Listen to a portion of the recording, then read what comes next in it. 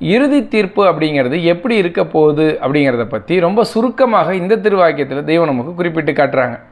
நம்ம இந்த உலகத்தில் வாழ்ந்தோம், பலவிதமான நன்மை தீமை பாவம் புண்ணியம் பல செயல்கள் செஞ்சோம், நம்ம அடக்கமாயிட்டோம்.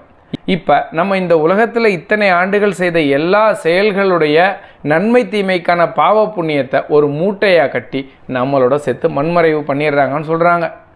அதன் பிறகு தீர்ப்புக்காக உன்னை எழுப்ப பெறும் பொழுது இந்த மூட்டையோடு தான் நீ முன்னாடி வந்து நிற்க போகிற அப்படின்னு சொல்கிறாங்க.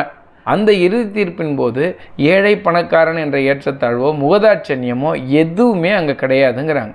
உன்னுடைய மூட்டை என்ன அதை திறந்து காட்டு. நீ என்னென்னலாம் செஞ்ச அந்த மூட்டையில் இருக்க போது. நீ நன்மைகள் செஞ்சுருந்தியா, இந்தா சொர்க்கத்துக்கு போ. தீமைகள் அதிகம் செஞ்சுருந்தியா, இந்த நரகத்துக்கு போ. அவ்வளோதான் அங்கே நடக்க போகுது. அங்கே கால விரயத்திற்கு வாய்ப்பே இல்லைன்னு சொல்கிறாங்க. அப்போ தெய்வம் என்ன நமக்கு மறைமுகமாக சுட்டி காட்டுறாங்க? இந்த உலகத்தில் நீ செய்யக்கூடிய ஒவ்வொரு செயலும் கணக்கில் இருக்குங்கிறாங்க. அப்போ இந்த உலக வாழ்க்கையை நீ ரொம்ப கவனமாக வாழணுங்கிறாங்க. அதில் இன்னொரு சூட்சுமத தெய்வம் என்ன சொல்லித்தர்றாங்க அப்படின்னா, அந்த இடத்துல உன்னை காப்பாற்ற போகிறது ஒன்றே ஒன்று தான். நீ உன்னுடைய ஆசான் மீது எவ்வளவு அன்பு வைத்திருந்தாய், அவங்களுடைய கருணையான பார்வை நம்ம மீது எவ்வளவு விடும்படி நம்முடைய செயல் இருந்ததுங்கிற இந்த ஒன்று மட்டும்தான் நம்மளை காப்பாற்றும்னு சொல்கிறாங்க. அப்போ நம்ம கவனிக்க வேண்டியது என்ன?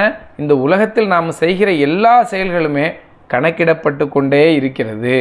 அதே போல் நம்ம தெய்வத்து மேலே எவ்வளோ அன்பு வச்சுருக்கோம், அவங்களுடைய கருணை நம்ம மேலே எவ்வளவு இருக்குங்கிறத வச்சு தான் நம்ம அந்த இறுதி தீர்ப்பில் தப்பிக்க முடியும் அப்படிங்கிறத தெய்வம் இந்த திருவாக்கியத்தில் அருளி காட்டுறாங்க.